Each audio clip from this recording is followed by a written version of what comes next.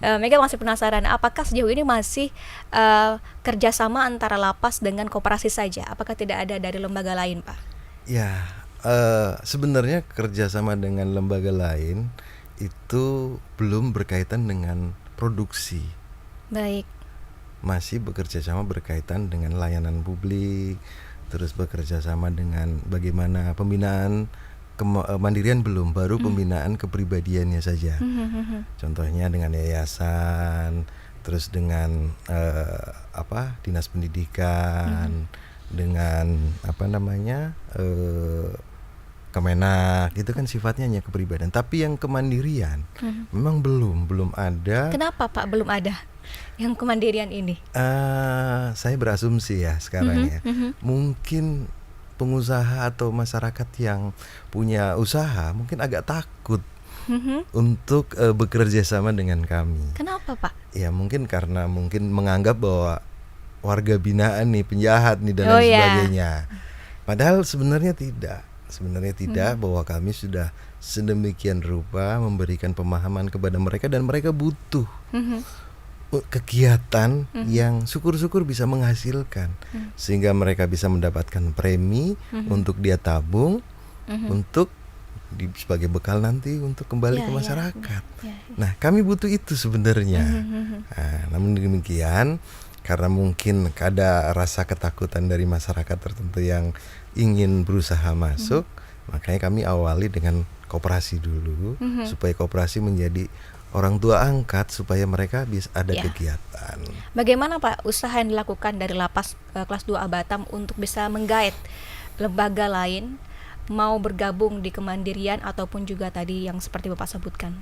Ya, yang jelas kami sedang berusaha untuk bermitra dengan tentunya mitra swasta ini tidak langsung kepada institusi, tetapi melalui koperasi juga. Karena kembali lagi yang saya sampaikan tadi, bahwa institusi sebenarnya tidak boleh melakukan kegiatan-kegiatan yang bersifat ekonomi.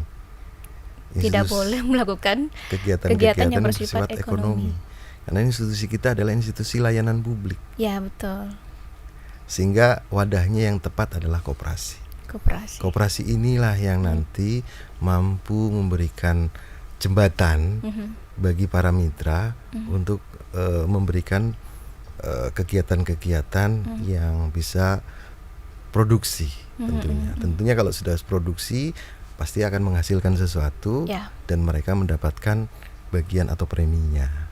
Wah, oke. Pak, dari sekian banyak warga binaan di lapas kelas 2A Batam, itu apakah ada sistem seleksi ya Pak untuk para warga binaan untuk bisa bergabung di pelatihan dan pembinaan tadi? Ya, tentu ada, karena memang mereka kan ada tahapannya, ada tahap setengah atau sepertiga, setengah dan 2/3 masa pidananya. Ini ada tahapannya. Jadi begitu mereka masuk ke lapas dari rutan, itu mereka ada mengenal masa mempenaling, masa pengenalan lingkungan.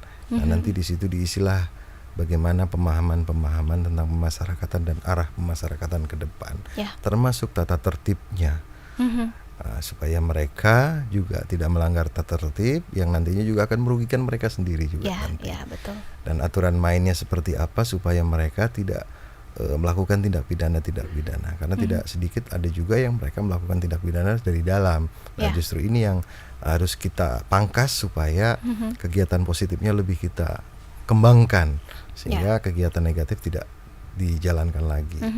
Nah, tentunya untuk membangun ini tidak mudah, memang tidak mudah membangun kepercayaan itu, yang kemudian pola perekrutannya nanti ada bidang khusus ataupun kepala seksi yang membawa beberapa subseksi yang justru di situ melakukan asesmen adalah sesuai dengan bakat minatnya, kemudian pelatihannya, kemudian diarahkan kemana supaya yang bersangkutan ini juga ada kegiatan yang positif.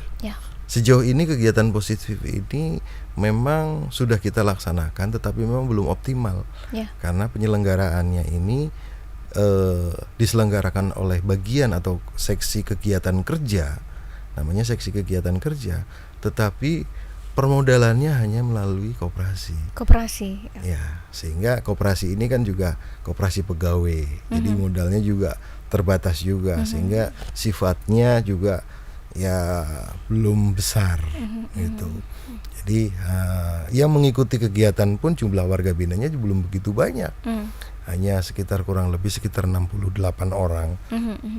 Jadi tentunya fokusnya ke bidang pembinaan kemandirian memang persentasenya masih sedikit. Tapi yang lebih dominan adalah pembinaan kepribadiannya. Ya. Kepribadiannya lebih dominan. Nah, justru melalui momentum ini saya ingin malah justru bagaimana pembinaan kemandirian menjadi salah satu target utama supaya mereka juga tidak mengulangi lagi nanti kembali perbuatannya di luar sana setelah kembali. Karena mereka sudah punya keahlian yang dimiliki, pengetahuan yang dimiliki untuk mengembangkan minimal untuk dia usaha sendiri di rumah. Betul. Gitu.